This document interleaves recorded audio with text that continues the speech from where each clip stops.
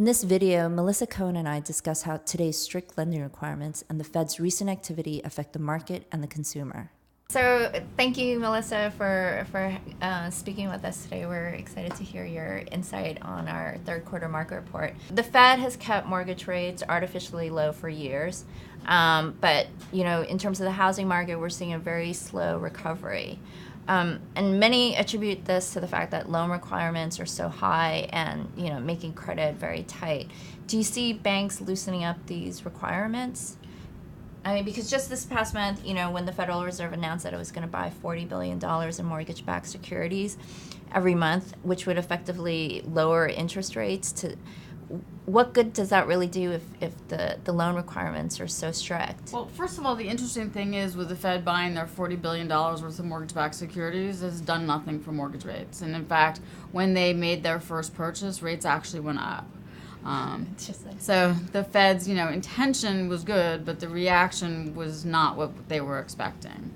I think that with banks today, the banks that are sort of the Fannie Freddie lenders who've adhered to guidelines for saleable loans, they've not loosened up their guidelines. And with the mandate that Fannie Mae and Freddie Mac decrease the size of mortgages that they make, their guidelines are probably even tougher, and they're getting actually more expensive with additional fees that are being imposed.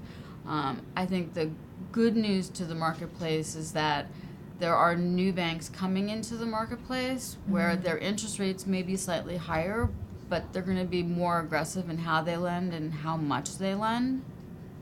So it sounds like it's just becoming tougher and tougher to get financing for these purchases. And banks are definitely more difficult. I mean, they want every piece of paper, and then you give them your life, and then they want the next life.